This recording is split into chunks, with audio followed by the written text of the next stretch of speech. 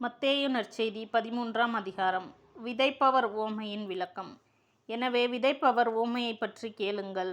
வழியோரம் விதைக்கப்பட்ட விதைகளுக்கு ஒப்பானோர் இறையாட்சியை குறித்த இறைவார்த்தையை கேட்டும் புரிந்து கொள்ள மாட்டார்கள். அவர்கள் உள்ளத்தில் விதைக்கப்பட்ட விதைகளை தீயோன் கைப்பற்றிச் செல்வான். பாறை பகுதிகளில் விதைக்கப்பட்ட விதைகளுக்கு ஒப்பானோர் இறைவார்த்தையை கேட்டவுடன் அதை மகிழ்ச்சியோடு ஏற்றுக்கொள்வார்கள். ஆனால் அவர்கள் வேரற்றவர்கள். எனவே அவர்கள் சிறிது காலமே நிலைத்திருப்பார்கள். இறைவார்த்தையின் பொருட்டு வேதனையோ இன்னலோ நேர்ந்தவுடனே தடுமாற்றம் அடைவார்கள்.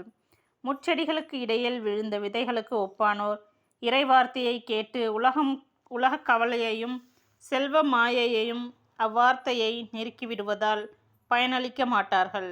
நல்ல நிலத்தில் விதைக்கப்பட்ட விதைகளுக்கு ஒப்பானோர் இறைவார்த்தையை கேட்டு புரிந்து கொள்வார்கள். இவர்களுள் சிலர் 100 மடங்காகவும் சிலர் 60 மடங்காகவும் சிலர் 30 மடங்காகவும் பயனளிப்பர். வயலில் தோன்றிய களைகள் உவமை.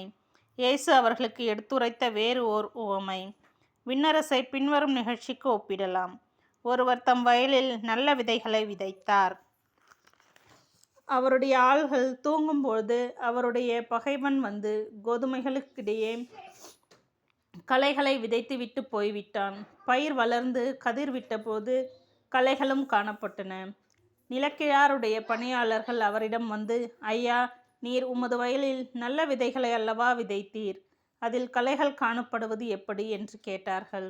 அதற்கு அவர், இது பகைவனுடைய வேலை என்றார். உடனே பணியாளர்கள் அவரிடம், நாங்கள் போய் அவற்றை பறித்து கொண்டு வரலாமா? உம் விருப்பம் என்ன என்று கேட்டார்கள். அவர், வேண்டாம், களைகளை பறிக்கும்போது அவற்றோடு சேர்த்து கோதுமையையும் நீங்கள் பிடுங்கிவிடக்கூடும். அறுவடை வரை இரண்டையும் வளர விடுங்கள்.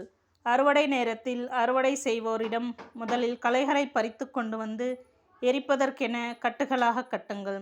கோதுமையோ என் களஞ்சியத்தில் சேர்த்து வையுங்கள் என்று கூறுவேன் என்றார். கடுகு விதை, புளிப்பு மாவு,